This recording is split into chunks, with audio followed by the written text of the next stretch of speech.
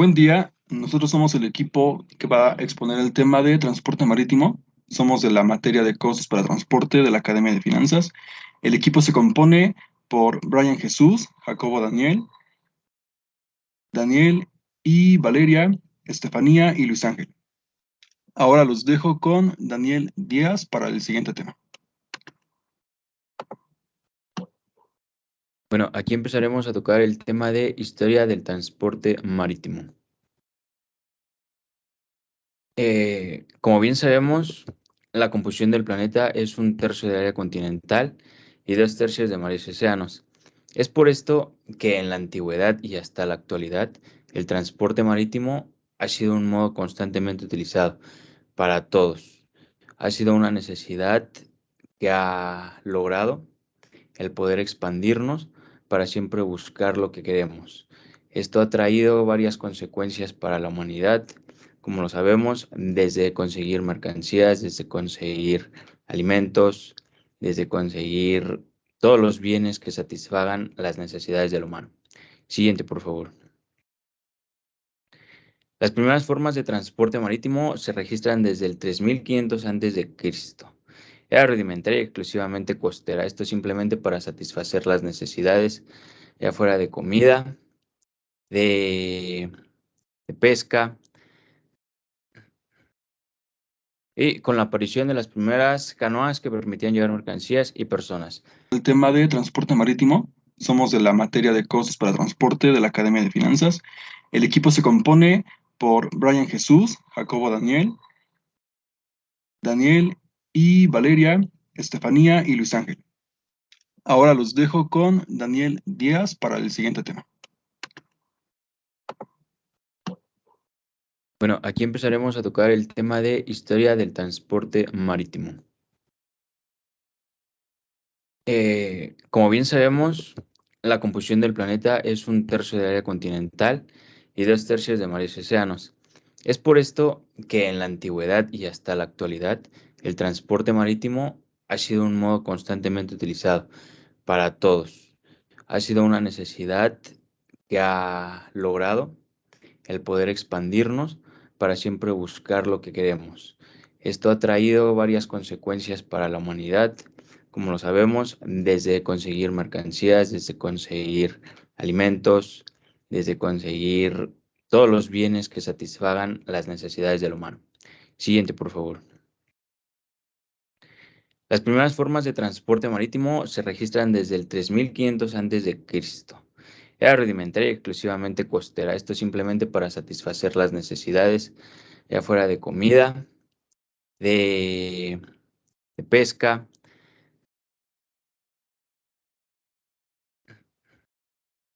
y con la aparición de las primeras canoas que permitían llevar mercancías y personas. Siguiente, por favor. Para la Edad Media, los descubrimientos geográficos, como lo fue también el empleo de brújula y cartas marinas, las cuales no eran tan precisas, pero trajeron ciertos avances que permitieron la navegación transoceánica. Siguiente. Todos estos avances, como ya se mencionaron, hicieron que en Europa, para España y Portugal, fuera posible el descubrimiento de América. Estos países siempre buscaron el acceso hacia las conocidas Indias para buscar todo tipo de especias, lo cual hizo una cierta carrera para el transporte marítimo. Era ver una carrera de quién podía llegar primero a esta ruta. Siguiente, por favor. Uno de los instrumentos, más bien uno de los medios utilizados fue la carabela. Claro, esa carabela data de 1255 y su última referencia en los documentos impresos data de 1766. Quiere decir que ha tenido varias modificaciones y no ha sido la misma en todos esos años, pero ha tenido un uso que es el transportar al humano. Siguiente, por favor. Otro barco muy importante que ha sido para estos tiempos fue la galera. Desde la antigüedad era impulsado por remos. En la imagen tenemos una galera real francesa que data del año 1697. Como lo podrán observar y tal vez en alguna película lo llegaron a ver, son embarcaciones que tiene su tripulación dentro y van impulsando por remos. Son varios que van impulsando por remos, además de ciertas velas que ayuda a su movimiento el viento. Siguiente, por favor.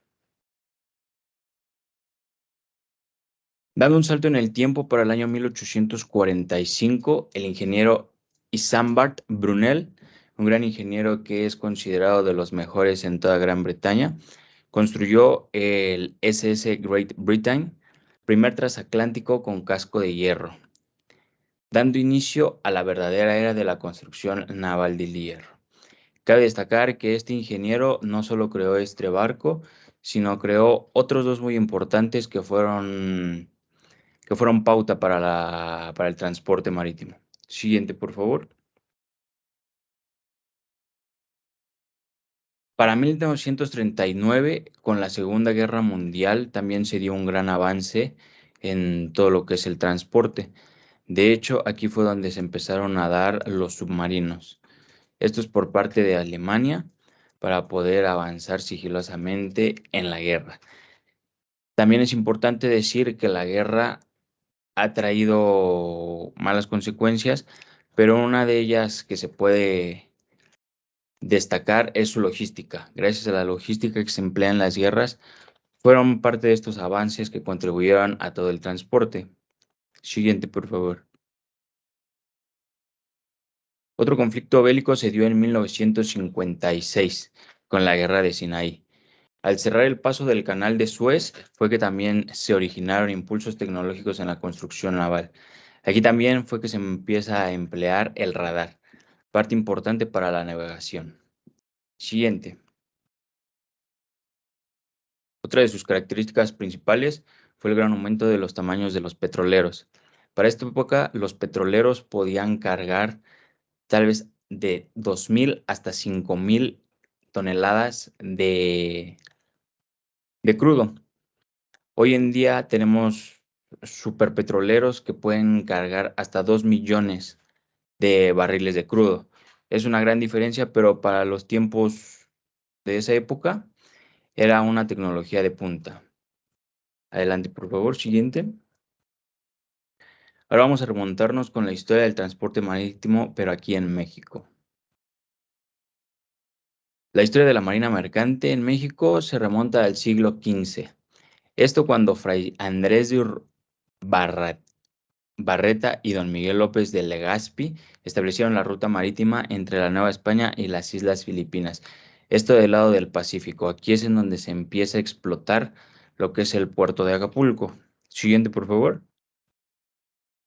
El cual fue descubierto en 1521.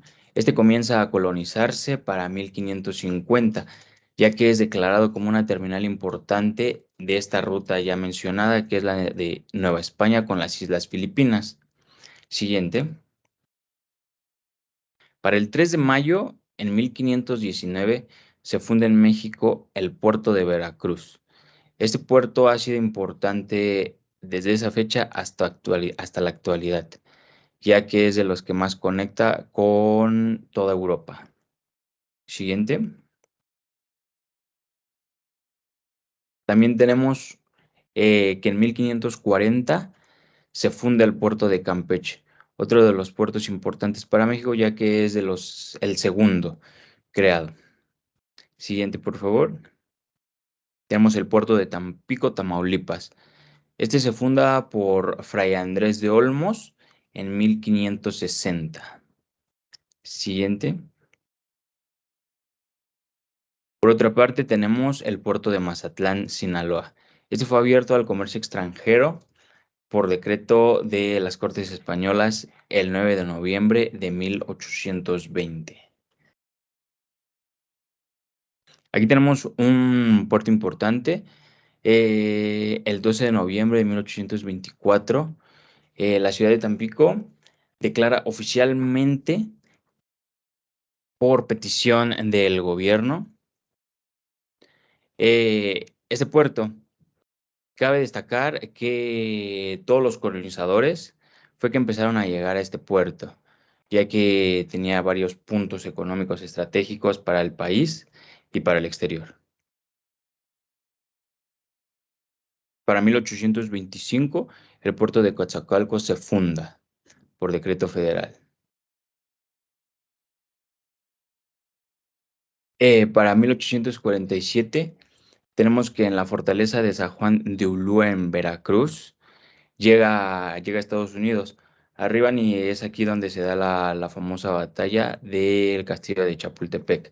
Se da la primera incursión armada en todo lo que es el puerto de Veracruz hasta la Ciudad de México. Este puerto ha sido parte de varias batallas a lo largo de la historia de México. Por eso es mencionado que Puerto de Veracruz es el más importante de México.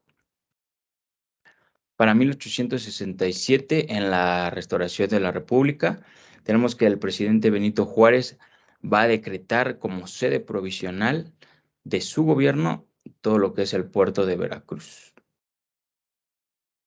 Tenemos que el puerto de Manzanillo, que fue fundado en 1525 por Hernán Cortés, no había recibido ninguna obra, no había recibido ningún avance, estaba estancado simplemente con acciones de cabotaje, de puro comercio local, pero para la presidencia de Porfirio Díaz es cuando se le empieza a dar cierta innovación en 1878. Fueron 353 años de que fue fundado. También para todo el periodo del Porfiriato es que se crea el edificio de la aduana marítima en Tampico. Este fue hecho de un estilo neoclásico y este fue inaugurado para 1902. También otro puerto creado en el Porfiriato fue el de Salinas Cruz. Este fue construido de 1902 a 1906 y finalmente se inaugura para 1907 por Porfirio Díaz, presidente que fue uno de los que se decidió por innovar en todo el transporte marítimo, y no solo en el transporte marítimo, sino también en otros medios. Las obras de este puerto pueden considerarse entre las más antiguas del litoral del occidente mexicano. El crecimiento marítimo exigió para 1946 la construcción de nuevos muelles de altura, esto debido a toda la población que iba en aumento, todas las actividades económicas y las relaciones exteriores. Finalmente tenemos que para 1994 las APIs, las Administraciones Portuarias Integrales, estas por parte de la Secretaría de Comunicaciones y Transportes, crean la primera concesión de este tipo para el 1 de febrero de 1994. Y ahora los voy a dejar con mi compañera Estefanía. Buen día, mi nombre es Guadalupe y les voy a hablar sobre las organizaciones internacionales que regulan el transporte marítimo. Dentro de las organizaciones internacionales que regulan el transporte marítimo, tenemos a la Cámara Naviera Internacional, fundada en 1921, y se incorpora a México en 1986. Su misión es representar a compañías navieras de todos los sectores de la comunidad de armadores. La Federación Naviera Internacional y junto con la Cámara Naviera Internacional son las principales asociaciones internacionales de comercio y la Organización de Empleadores para Operadores de Buques Mercantes, que representan a todos los sectores y comercios. Ellos representan a la industria de la facilitación del comercio en temas como seguridad marítima, estándares de construcción naval, responsabilidad respecto a la carga y política naviera y libre comercio. También tenemos a Ship Message Design Group, fundada en 1980 y llega a México en el año 2003. Su misión es intercambiar datos estructurados entre transportistas, terminales y otras partes que estén interesadas en la cadena de suministro marítimo al estandarizar intercambio electrónico de datos. Básicamente brinda un conjunto completo de servicios de diseño y consultoría, desde las primeras etapas de diseño hasta la información de producción. Después tenemos a la Organización Marítima Internacional, fundada el 17 de marzo de 1958 y se unió a México en 1978. Su misión es separar un sistema de cooperación entre los gobiernos en la esfera de la reglamentación y de las prácticas gubernamentales relativas a cuestiones técnicas de toda la índole concernientes a la navegación comercial internacional. Y por último tenemos a la Organización Mundial de Aduanas, fundada el 26 de enero de 1953 y se unió a México el 8 de febrero de 1988. Esta organización, su misión básicamente es desarrollar estándares internacionales, fomentar la cooperación y crear capacidades para facilitar el comercio legítimo y asegurar una recaudación justa de ingresos. Por otra parte, tenemos las organizaciones que regulan el transporte marítimo en México. La primera organización es la Secretaría de Infraestructura de Comunicaciones y Transportes. Se fundó el 13 de mayo de 1891 y su principal función es promover sistemas de transporte seguros, eficientes y competitivos mediante un diseño de estrategias que contribuyan al crecimiento de la economía y al desarrollo social equilibrado del país. También tenemos a la Cámara Nacional de la Industria del Transporte Marítimo, fundada el 16 de enero de 1990. Su misión es proteger e impulsar el desarrollo de la Marina Mercante Mexicana y la industria del transporte marítimo. A su vez, ser interlocutor que represente a los integrantes de la industria ante los actores públicos y privados. También tenemos a la Secretaría de Marina. Se fundó en diciembre de 1940. Su misión es ejercer el poder marítimo nacional, proteger los intereses marítimos, mantener el Estado de Derecho en las zonas marinas mexicanas y recintos portuarios, así como aplicar la autoridad marítima nacional para garantizar e impulsar el desarrollo del país mediante objetivos estratégicos, los cuales algunos de ellos son proteger los intereses marítimos nacionales mediante la sustitución, adquisición y modernización de los buques y aeronaves. Otro de ellos es aplicar el Estado de Derecho en los mares y litorales mexicanos mediante la participación de los operativos de alto impacto en los diversos estados estados costeros del país. Otro punto es garantizar la seguridad fiscal de las personas en los mares y litorales mexicanos a través de la optimización de la capacidad de respuesta inmediata de los medios disponibles de la dependencia. Por otra parte, tenemos a la Asociación Nacional de Importadores y Exportadores de la República Mexicana. Se fundó el 19 de mayo de 1944. Esta asociación básicamente representa a exportadores e importadores con el objetivo de promover el comercio exterior para empresas, productos y servicios mexicanos, además de defender los intereses de sus socios, brindando un servicio integral en comercio y negocios internacionales. Por último, tenemos a la Asociación Mexicana de Agentes Navieros. Esta institución se fundó el 6 de agosto de 1987. Su misión es representar el gremio con el propósito de crear valor en la industria del transporte marítimo. Es una institución defensora de los intereses de los agentes navieros, creando sinergias con instituciones nacionales e internacionales, proporcionando servicios y asesorías. Eso es todo por mi parte y los dejo con mi compañera Valeria. Bien, ahora tenemos las principales empresas líderes en el transporte marítimo que tienen presencia en México. En primer lugar tenemos a Hapag-Lloyd con un 27% de ocupación de la carga total que se transporta sobre los puertos mexicanos, además de haber llegado en 1995. La empresa se fundó originalmente en 1970 y tiene origen alemán, además de tener presencia y oficinas en 12 ciudades de México, entre los que se encuentran los puertos más importantes, como son Lázaro Cárdenas, Manzanillo, Altamira y Veracruz, entre otras. La siguiente. En siguiente lugar tenemos a Hamburg Süd, con de igual manera presencia en México desde hace 50 años. La empresa de igual manera tiene origen alemán y su fundación se generó en 1968. Únicamente tiene presencia en los puertos de Altamira, Veracruz y Puerto Progreso. Sin embargo, recala en los puertos de Manzanillo y de Lázaro Cárdenas. En siguiente lugar tenemos a Evergreen con presencia oficial desde 1995. La empresa taiwanesa se fundó originalmente en 1968 y tiene presencia en los puertos de Veracruz, Altamira, Lázaro Cárdenas y Manzanillo. Tenemos en siguiente lugar a Costco Shipping. La empresa china llegó a México desde 2015, sin embargo, actualmente representa el 14% de la carga total que se transporta sobre los puertos del Pacífico y únicamente tiene presencia en los puertos de Manzanillo y de Ensenada.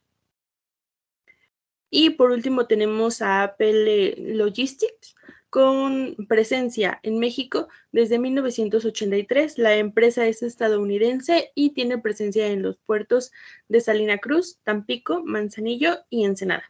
Los dejo con mi compañero Jacobo para el siguiente tema.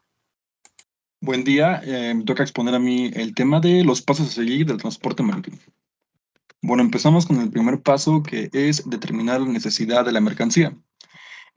Tal cual se entiende como transportista o como agente naviero, tenemos que identificar las características y necesidades fisioquímicas de la mercancía, ya sea si esta es perecedera o si necesita estar refrigerada o algún tipo de problema que tenga que estar controlado de manera física o manera química.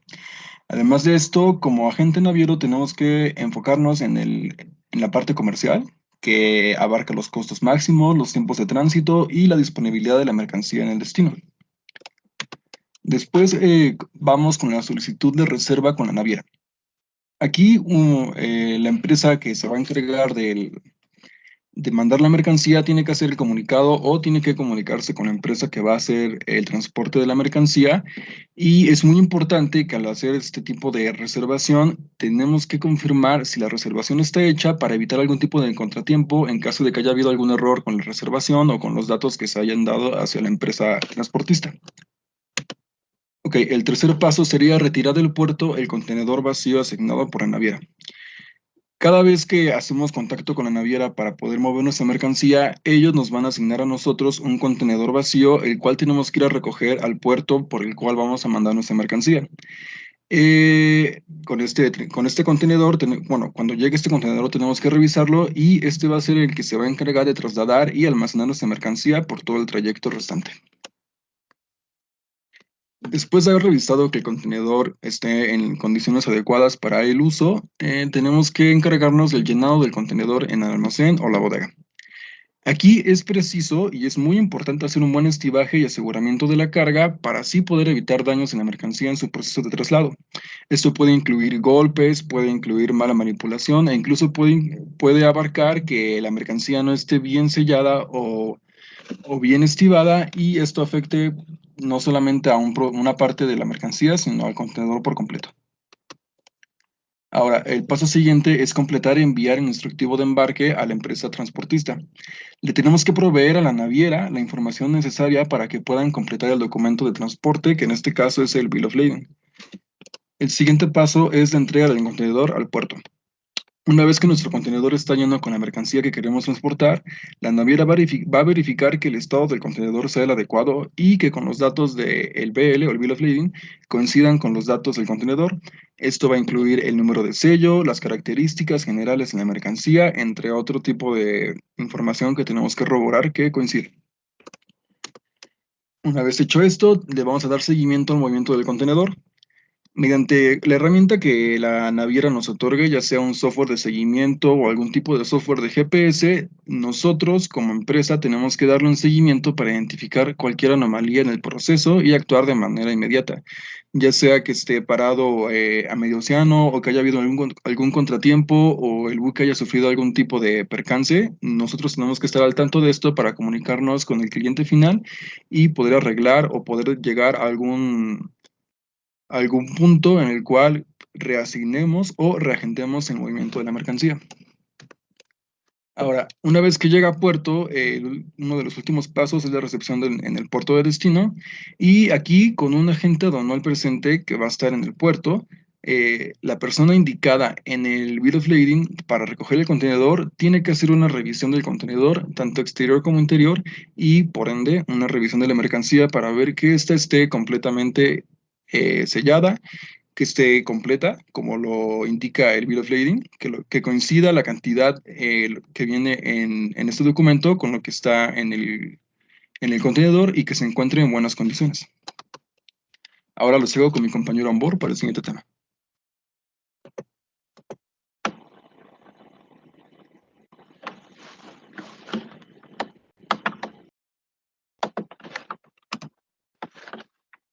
Buen día, soy Albor Tinoco Brian Jesús. Yo les estaré hablando un poco acerca de los principales activos fijos dentro del transporte marítimo. La siguiente, por favor.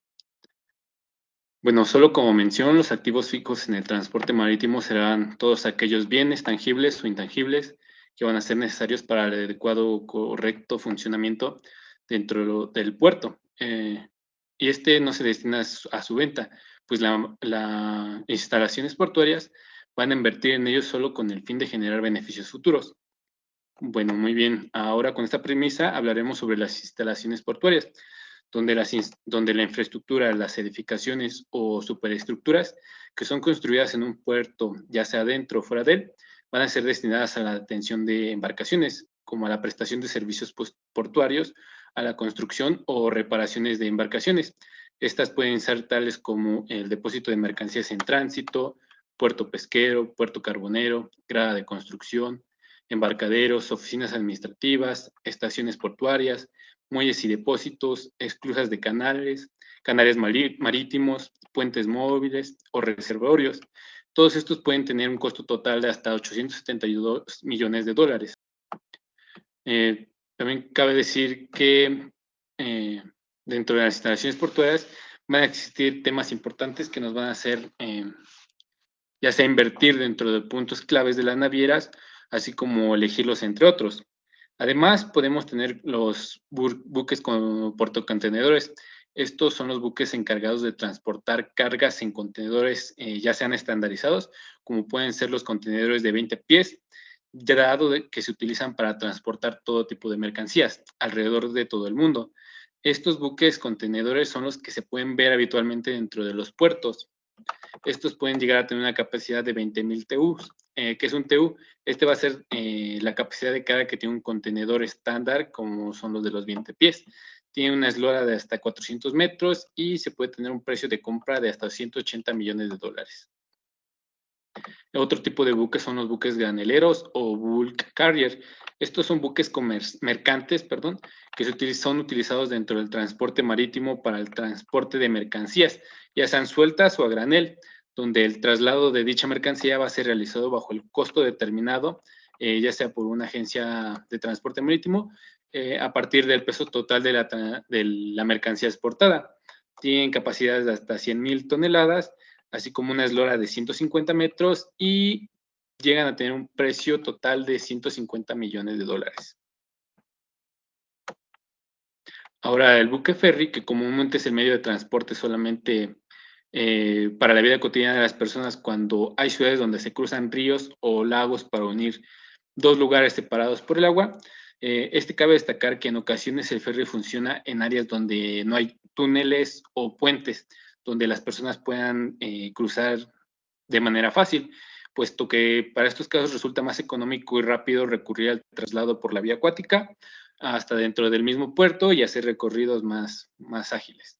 Tiene una medida de 17 metros de largo, llega a tener hasta una capacidad de 12 pasajeros y un precio de compra de hasta 240,000 dólares. También me gustaría hablarles acerca de equipo usado dentro de los puertos. Nos permiten realizar actividades cotidianas, como puede ser la grúa flotante, que esta grúa es la grúa con mayor capacidad de elevación y puede soportar hasta 600 toneladas. Se emplean generalmente para la construcción de puertos y puentes, izado de carga o provisiones a bordo para realizar operaciones al costado del buque, y algunas pueden ser fijas, como en el caso de las plataformas marítimas, donde se llegan a realizar trabajos constantes, a donde sean requeridas, estos para los transportes de los buques. Tienen una medida de 45 metros de largo, además de un precio de compra de 980,000 dólares. Ahora hablaré del dique flotante, que básicamente es una estructura que puede sumergirse inundando algunos tanques que lleva a los costados para apoyar o tener una disposición dentro de los buques. Esto es para que puedan ser elevados junto con una estructura. llegan a soportar hasta 5,000 toneladas de soporte y tienen un largo de hasta 49 metros, además de tener un costo de $7.2 millones. Por último sería el dique seco, igual caso que el anterior. Esta es una cámara que está separada del agua por una puerta o compuerta, que su estructura básicamente comprende el fondo del dique, donde las paredes laterales, las paredes frontales y compuerta van a definir lo que es el dique, permitiendo separar o elevar al buque de manera que se pueda disponer de ella según se requiera, teniendo unas capacidades de 13,000 toneladas hasta 45 metros de largo y tener un precio total de hasta $2.4 millones de dólares. Bueno, eso sería todo por mi parte. Los dejo con mi compañero Luis Mendoza. Buenos días. Yo les voy a hablar sobre, bueno, les voy a poner en comparativa México y Panamá, pero antes de eso, pues quisiera como decir por qué escogimos Panamá. Y pues nosotros escogimos Panamá porque tiene una cualidad con México, y es que gran parte de su territorio está conformado por litorales, lo que significa que el transporte marítimo es el fuerte del desarrollo en sus economías. Además de que esto tiene una ventaja respecto a otros países, que su territorio esté conformado por litoral, la mayor parte. Bueno, México tiene puertos de altura que atienden embarcaciones, personas, bienes en navegación entre puertos nacionales y puertos del extranjero. Hay otro tipo de puertos que son los de cabotaje, que atienden pues embarcaciones más pequeñas. Estas atienden el comercio nacional. Y los puertos principalmente se encuentran tanto en el Océano Pacífico como en el Atlántico. Cuenta con 120 puertos y es el 11º país con la mayor capacidad de exportación a nivel mundial. Estos son los puertos más importantes: Manzanillo, Veracruz, Lázaro Cárdenas, Altamira y Pasadena. Bueno, dicho esto, pues la infraestructura de los puertos en México pues es sumamente eficaz, ya que pues permite atender bueno, que lleguen diferentes tipos de cargas, como son fluidos petroquímicos, a granel, minerales agrícolas y pues carga general, como son ropa, tenis, electrónicos, accesorios. Un ejemplo son los buques tanque, que son utilizados para transportar petróleo crudo desde los puertos mexicanos hacia otros países. Bueno, México es un gran exportador, y esto se puede derivar a que México es importante en el transporte marítimo, es porque cuenta con 13 tratados de libre comercio firmados con 46 países. Yo les voy a comentar tres que me parecieron sumamente importantes, que es el Tratado de Libre Comercio México, Estados Unidos y Canadá, que es el llamado TEMEC; el Tratado de Libre Comercio Unión Europea, que es el TELECUEM; y el Tratado de Libre Comercio México Asociación Europea de Libre Comercio, que es el AELEC. Y se estima que la salida de cerca de $400 millones anuales de mercancías de los puertos de México. Esto lo convierte en un sistema eficiente, versátil y que recibe alrededor de 80,000 embarcaciones por año. Bueno, cerca del 75% del tráfico y comercio marítimo internacional tiene un lugar en la zona del Pacífico. En el 2020, los puertos de México se movían más de 132 millones de toneladas de mercancías, y esto principalmente en el litoral del Pacífico. Los tres puertos pues, más importantes en este litoral son el de Lázaro Cárdenas, el de Manzanillo y el de Colima. Bueno, México tiene conectividad con 213 puertos en los 5 continentes y conecta con más de 145 países. Entre las grandes pues, potencias son China en el continente asiático, Estados Unidos en el continente americano y el resto de Latinoamérica. Y en Europa conecta con España, Alemania y Portugal. Bueno, principalmente lo que exporta más México es la cerveza, el azúcar, el cobre, el carbón, la resina, en productos a granel, mineral o agrícola, y la carga general. Aquí en esta tabla podemos ver que el servicio promedio diario de algunos de los puertos más importantes de México. En el de Lázaro Cárdenas tenemos que el servicio promedio diario son de 4 buques. Y en el de Manzanillo podemos ver que son 5, en el de Altamira son 7 y en el de Veracruz 5, lo cual nos arroja que pues tiene un sistema súper eficiente en México y pues le puede competir a grandes potencias. Bueno, ahora hablaremos de Panamá. Y pues Panamá es una de las opciones en América Central en el transporte marítimo. Es una alternativa más natural, ya que es desde las últimas décadas su economía ha progresado de forma constante, lo que le ha permitido situarse como el país con mayor ingreso per cápita de la región. ¿Y por qué es importante en el transporte marítimo? Porque llegaron fuertes inversiones tanto extranjeras como nacionales. Y pues eso ayuda a que tenga una poderosa industria logística en el transporte marítimo. Bueno, los puertos están gestionados por la Dirección General de Puertos e Industrias Marítimas Auxiliares, fundamentalmente en puertos pequeños que dan servicio en transporte internacional y de cabotaje. Eh, Panamá cuenta con puertos tanto privados como nacionales, y estos son los más importantes, que son el de Manzanillo International Terminal, el Colón Container Terminal, Cristóbal y Balboa. Los puertos de Panamá cuentan con infraestructura para recibir pues, carga containerizada, a granel, líquida y general, así como pasajeros en terminales de cruceros. Bueno, los puertos pequeños del sistema portuario nacional se dividen en dos grupos, como ya les decía, los estatales y los privados. Los privados son aquellos pues otorgados por alguna concesión.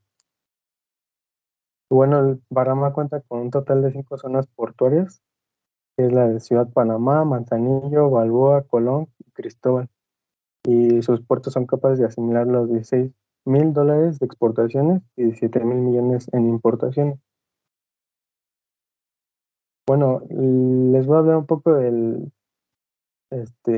antes de pasar a lo del canal de Panamá, les voy a hablar un poco del puerto más importante en Panamá, que es el Manzanillo International Terminal, que está localizado en la costa atlántica de Panamá, cerca de la entrada norte del canal de Panamá, que enseguida les hablaré de eso. Es un gran complejo logístico y incluye una terminal de contenedores y una terminal para los buques Roro. Eh, Tienen amplias áreas de almacenamiento de contenedores, un parque logístico y una plataforma multimodal que conecta servicios de transporte marítimo, terrestre y aéreo. Bueno, ahora sí pasamos a Canal de Panamá. Bueno, el Canal de Panamá es considerado como una de las maravillas del mundo moderno, y para Panamá significa un fuerte crecimiento y desarrollo para el país. Cuenta con más de un siglo de funcionamiento y es altamente confiable y eficiente a la industria marítima. Y pues, ¿cuál es su propósito del Canal de Panamá? ¿O por qué se habla tanto? ¿O por qué para Panamá es sumamente importante y para el resto pues, del mundo? Porque por ahí pasan principalmente cargas del continente asiático a Norteamérica. Bueno, porque convierte un viaje de más de 15,000 kilómetros alrededor de Sudamérica a un poco más de 65 kilómetros, acercando la costa oeste de los Estados Unidos a Europa. El Canal de Panamá ofrece servicios relacionados como son la asistencia de remolcadores, los pasacables, los servicios de locomotoras, el arqueo de naves y el practicaje, la inspección de naves, el uso del canal de acceso, entre otros. Bueno, el Canal de Panamá es súper eficaz y en promedio de 8 a 10 horas demora una embarcación en transitar por el Canal de Panamá hacia sus diferentes destinos, como lo puede ser la Terminal Internacional de Manzanillo. Y en promedio recibe 6 buques diarios. Bueno, ahora pasando a las principales rutas comerciales de tráfico de Panamá, son la costa este de Estados Unidos a Asia, la costa este de Estados Unidos y costa este de Suramérica, Europa y costa este de Sudamérica, costa de Sudamérica y costa este de Sudamérica y Asia. Y bueno, para el 2022 pues mostró un movimiento agregado de 8.45 millones de toneladas. Y principalmente por el canal de Panamá pasan cargas contenerizadas, carbón mineral, granos, minerales y metales, petróleo y sus derivados, además de químicos. Bueno, aquí vamos a hacer una comparativa entre pues el puerto más importante de nuestro país, México, y el puerto pues más importante de Panamá. El puerto de Manzanillo International Terminal, que es el de Panamá, pues podemos ver que transporta 3.5 millones de toneladas anuales, mientras que el de Manzanillo en México transporta 2.393.025 toneladas anuales. El de Manzanillo en Panamá mide un total de 520.000 metros cuadrados, mientras que el de Manzanillo en México mide un total de 4.37 kilómetros cuadrados. El de Manzanillo en Panamá es uno de los puertos más importantes de Latinoamérica, como ya se los he venido mencionando, y cuenta con un calado de 16.5 metros. Y mientras que el de Manzanillo en México es el puerto número 64 a nivel mundial y cuenta con un calado de 15 metros. Bueno, ya les hablé del canal de Panamá y que es la gran maravilla para ellos. Y pues México no se queda atrás, ya que actualmente pues tiene planeado un proyecto que es el corredor del Pacífico Atlántico, que es que va desde el aeropuerto que pretende conectar el puerto de Coatzacoalcos al de Salina Cruz construyendo una vía férrea y así la mercancía que llegue a Veracruz pues se vaya directamente al de Salina Cruz y pues con un tiempo menor y menor coste obviamente. Siguiente. Bueno, aquí uno de los, por así decirlo, principales factores de por qué Panamá es bueno en el transporte marítimo y por qué México se considera también bueno. ¿Por qué Panamá es bueno en el transporte marítimo? Porque tiene mayor optimización en las maniobras de carga y descarga de los buques, y eso lo podemos ver en el canal de Panamá, y porque su infraestructura es eficaz y con fácil conexión a otros modos de transporte. Igual el canal de Panamá pues, tiene amplias conexiones con vías férreas hacia Sudamérica. Bueno, ¿por qué México es bueno en el transporte marítimo? Porque posee grandes aliados comerciales como Estados Unidos, Canadá, China, y porque sus 5 puertos están preparados para el comercio internacional. Y aparte de que posee seguridad, ya que en los puertos de México pues se encarga la Marina. Bueno, ahora pasaremos a las conclusiones ya para terminar la exposición.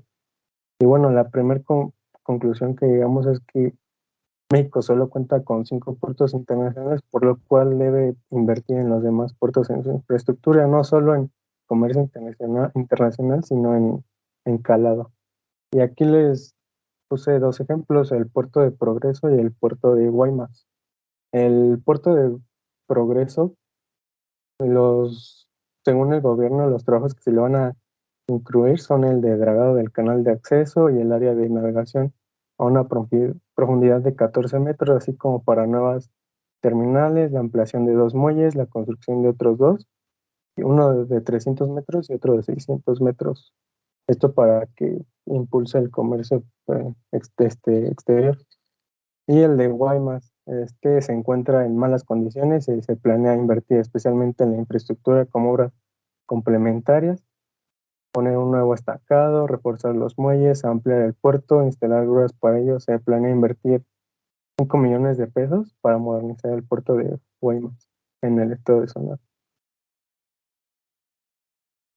Otro punto al que llegamos en nuestra conclusión es que México necesita puertos de mayor capacidad. México es un país que tiene un territorio demasiado grande, tiene conexión tanto con el Pacífico como con el Atlántico, entonces debe de saber aprovechar estas oportunidades, debe saber explotar sus puertos para poder ser un país que pueda tener más oportunidades al comercio, economía, y ese es el segundo punto. Otro punto de nuestra conclusión es que debe tener más herramienta.